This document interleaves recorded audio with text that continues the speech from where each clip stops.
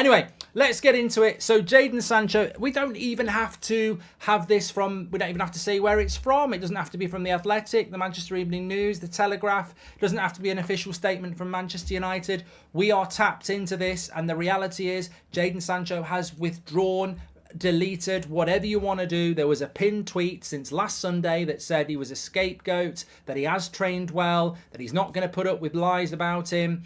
That's been up for 8 days. It's not there anymore. It had to come down at some point. Had to come down. And look, is it an admission of defeat? I don't necessarily think it is. I think it could be part of a negotiation. It's a stand down. It's a stand down from Jadon Sancho, and it had to happen because ultimately, if it didn't happen, then there is a very, very, very public statement of disrespect to the club, to the fans, and to the manager.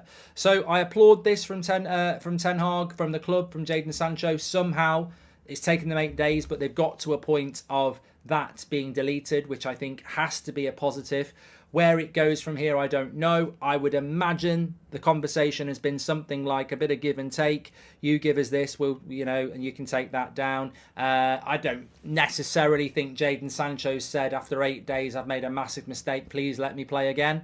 I think if that was the case, it would have been took down very, very quickly. He's obviously stood by what he's done, and there's had to be some sort of negotiation. I would imagine that negotiation goes along the lines of this. Take it down, show respect, work really hard, and we will, do everything we can to get you out of this football club. And if in the meantime we find some common ground where we work it out, we work it out. But if we don't, we'll work towards you exiting the club with us helping you and you helping yourself and helping us along the way. I think that's what it is. Crystal X says he's been pissing about in New York. You know what? I don't really get into that because I think that's just a little bit blinkered. I've seen some of the pictures of him in New York partying. There are people that think that Sancho's personal life is ridiculous. The things he does, the people he hangs around with, the parties he goes to. That was levelled at him at Dortmund, and still people wanted to pay £75 million for him. To me, it's a bit hypocritical. Aaron Wan-Bissaka was with him. I've seen people going, well, Wan-Bissaka can go to New York because he's worked really hard, but Sancho can't because he's a party boy and he can't be asked. The fact is nobody knows the truth about that. I'm not going to comment on it. It would be unfair to comment on it.